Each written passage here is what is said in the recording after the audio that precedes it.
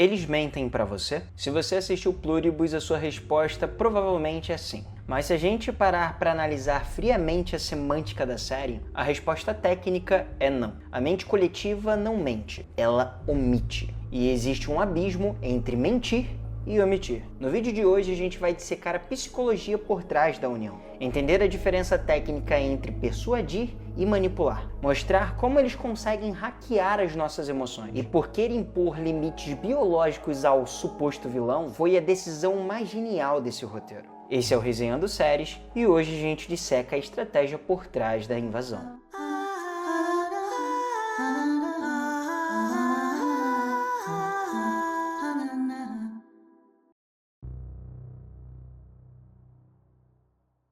Você já reparou como eles são prestativos? A série faz questão de mostrar isso o tempo todo. O falso presidente sugerindo que a protagonista não vá pra longe para poupar ela de ver corpos e acidentes, a Zoja insistindo para ela beber água para não desidratar, comida levada para o Manosso sem ele nem sequer pedir, e a cidade sendo limpa, casas consertadas. De primeira, isso parece empatia, parece cuidado, mas tem uma leitura aqui que conversa muito com a crítica vegana a nossas relações com animais. E olha que eu nem sou vegana, é só para vocês entenderem a associação. Alguns veganos argumentam da seguinte maneira: o fazendeiro cuida do gado, dá vacina, água limpa, sombra, não porque ama a vaquinha como um indivíduo, mas porque quer um animal saudável para o abate ou a produção. Em Pluribus, a lógica é semelhante. O imperativo biológico da mente coletiva é espalhar seus genes. Eles limpam a cidade e consertam as casas não por bondade humana, mas por uma espécie de conservação de habitat. É como se o planeta virasse um grande curral biológico. É quase que eles dissessem de forma indireta que precisem que o imune permaneça saudável. Antes de entrar na parte científica, tem uma cena que, pra mim, é a prova definitiva de que a mente coletiva não mente. Não porque é boazinha, mas é porque ela não consegue. No episódio 4, a Carol basicamente consegue hackear a mente coletiva. E o mais interessante é que ela faz isso usando apenas a retórica. Ela consegue interrogar aquele baixinho com um truque bem interessante. Percebendo que ele estava escolhendo verdades convenientes para poder agradar a Carol, ela percebe que a mente coletiva não vai respondê-la de forma objetiva. Então ela começa a dizer que se eles responderem o que ela está perguntando de forma objetiva, ela vai ficar feliz. Se me responder, vou ficar feliz. A Ellen achou legal.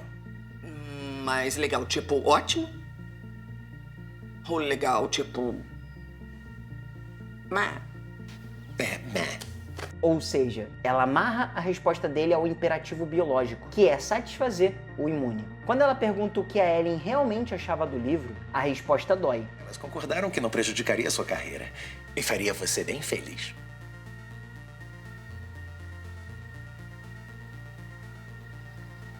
Sai daqui. Ellen não gostava, mentia para fazer a Carol feliz. A mente coletiva poderia continuar com a verdade reconfortante, mas não consegue. Mesmo quando a verdade deixa a Carol mal, eles são obrigados a falar a verdade se encurralados retoricamente. É uma trava biológica. Eles estão presos à verdade. O máximo que conseguem é omitir.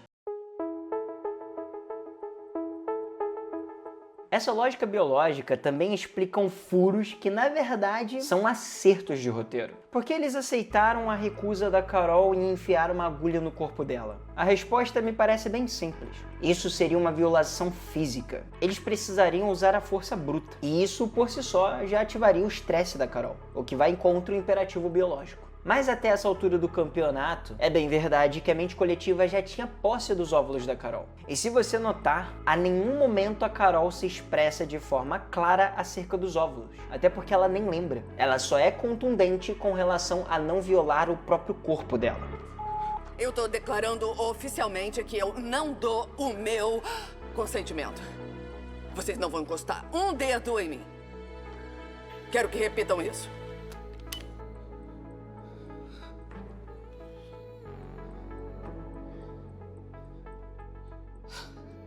Então, a partir do momento que ela não deixa expresso que não deveria utilizar os óvulos, abre-se uma espécie de brecha jurídica. Mas e o Diabaté? Eles descobrem que pode convertê-lo através das células-tronco dele. Eles até pedem permissão, mas o Diabaté, obviamente, ele nega. E sabe o que a mente coletiva faz?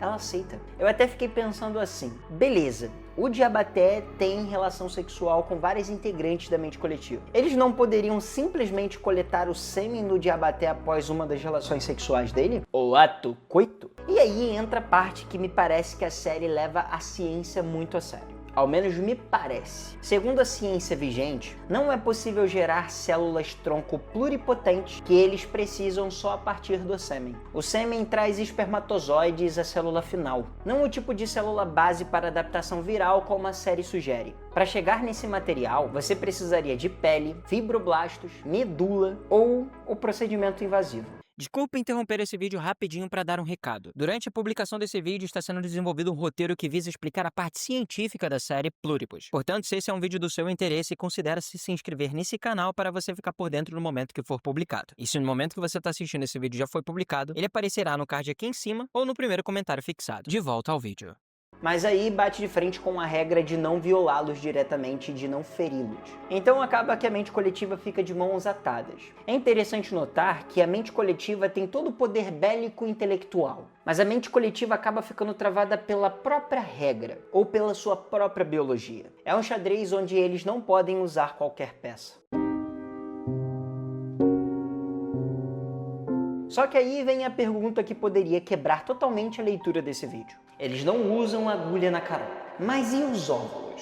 Eles usaram os óvulos dela sem pedir permissão. Isso não seria uma espécie de violação? Bom, para entender como isso é coerente na mente da União, a gente precisa separar duas coisas: o respeito principiado do respeito situacional. O respeito principiado é aquele que é com base no princípio, dentro do que a gente encara como ético e moral. É o famoso você não rouba porque acredita que é errado. Enquanto o respeito situacional ele está condicionado ao contexto. Isso é, o motivo de você não roubar é porque tem câmera, lei, consequência. Enquanto a gente olha para a mente coletiva imaginando que eles agiriam sob o modus operandi humano, a gente está cometendo um grande erro. A mente coletiva ela não tem a moral humana. O respeito deles é puramente situacional. Eles não deixaram de perfurar o corpo da Carol porque acham que o corpo é uma espécie de templo sagrado. Eles acataram a recusa dela porque isso gera resistência. E resistência gera cortisol. E a série já mostrou que a Carol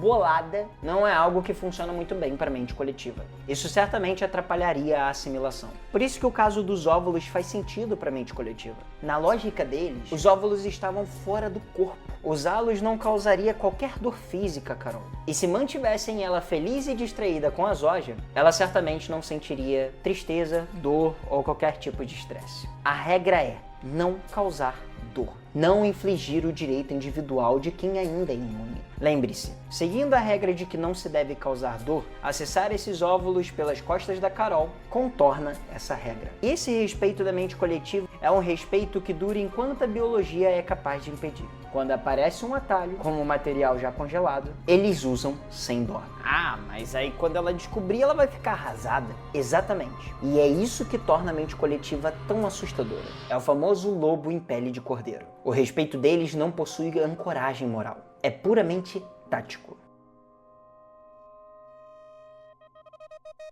Nada simboliza isso melhor do que o episódio 8, chamada de Ofensiva de Charme. A série mostra a Carol quase que literalmente sendo reescrita. O personagem do livro acaba mudando de gênero, o desejo dela muda. E nada disso é mentira. A Zoja existe, a beleza é real. Mas o contexto ele foi montado sob medida para empurrar a Carol para uma conclusão: você vai ser mais feliz com a gente. Isso não é apenas aquela manipulação clássica baseada no medo. Como se eu dissesse que se você não ficar comigo, você vai ficar sozinha, seus parentes não vão ficar do seu lado. Uma analogia ao relacionamento abusivo. Isso é persuasão baseada em engenharia emocional, a qual eu me vendo de forma positiva, sendo a cura para sua solidão. Eles só mostram um lado da verdade que torna a recusa impossível. Tudo isso culmina naquela reunião em Bilbao, quando a Zoja diz que no começo o processo era pacífico. Quando entra a ameaça militar, a mente coletiva muda a tática e acelera a contaminação. Mais uma prova de que eles se adaptam ao contexto e não à moral. E aí a gente volta para a pergunta do começo. Eles mentem para você? Tecnicamente, não. Mas isso não torna eles bonzinhos. Torna eles muito mais perigosos do que eles parecem. Eles falam verdades convenientes, no momento certo, para te empurrar na direção que o imperativo biológico exige. E isso faz você enxergar a mente coletiva como uma máquina de manipulação ou como uma máquina de persuasão amoral. Agora, eu tenho que dizer com tranquilidade que uma das coisas que mais me fascina em Pluribus é o fato de que o vilão ter todo o poder bélico e intelectual, ele possui uma espécie de imperativo biológico, aquilo que está linkado à sua natureza, como uma espécie de âncora para tornar todo esse processo mais digerível. Isso, de alguma maneira, coloca os imunes em pé de igualdade com a mente coletiva, ao qual muito facilmente seria muito mais dominador acerca de quem está imune ao vírus. Isso foge um pouco daquela coisa meio de super-herói, onde o super-herói ele vai ser mega forte como um Superman, ou um vilão desgracento como Thanos. Quando você limita as ações que um personagem pode ter dentro desse universo, você torna esse processo muito mais desafiador para quem está dirigindo e escrevendo a série, e muito mais degustativo para quem está assistindo a série e gosta de botar a cabeça para torrar. E normalmente é necessário que você consiga fechar toda a complexidade que acerca esse universo para não deixar nenhuma ponta solta e fazer com que tudo isso faça sentido. Essa questão de roteiro é tão importante para uma série que durante o desenvolvimento da série Ruptura, tiveram episódios que precisaram ser reescritos e regravados inteiramente por questões de pontas soltas. Isso para vocês terem uma noção do quão é complicado quando você quer construir uma série que seja provocativa e que respeite a sua própria lore. Que para quem não sabe, lore é só um nome bonitinho para universo. Por isso que Pluribus, para mim, pode facilmente entrar no rol onde hoje Ruptura, para mim, lidera com folga. Não sei se você compartilha da mesma opinião que eu, mas hoje em dia tá muito difícil você encontrar séries que não acabam subestimando a inteligência do telespectador. E o que é mais interessante nessa equação é que essa série está sendo produzida na Apple. Basicamente, todas as minhas séries favoritas ultimamente têm sido produzidas pela Apple. Portanto, para encerrar o vídeo dentro da minha análise acerca desse pseudo-vilão da série Pluribus, que ele não vai ser enxergado como um vilão caricato, é que a linguagem e a ideia de você perceber o quanto isso é persuasivo ao invés de manipulador, porque manipulação estaria muito mais ligada à psique humana, enquanto a gente está vendo uma espécie de ser ali que não tem uma âncora moral, torna isso, no mínimo, interessante. Esse é o Resenhando Séries e se você gostou desse vídeo, considere te se inscrever nesse canal. E lembrando, o YouTube tem uma aba comunidade a qual você pode se inscrever no canal e compartilhar imagens, comentários, fazer posts no meu canal. Então se você está buscando alguma comunidade para fazer parte, entre na comunidade do Resenhando Séries. Por hoje é só, valeu, é nóis, fui e obrigado.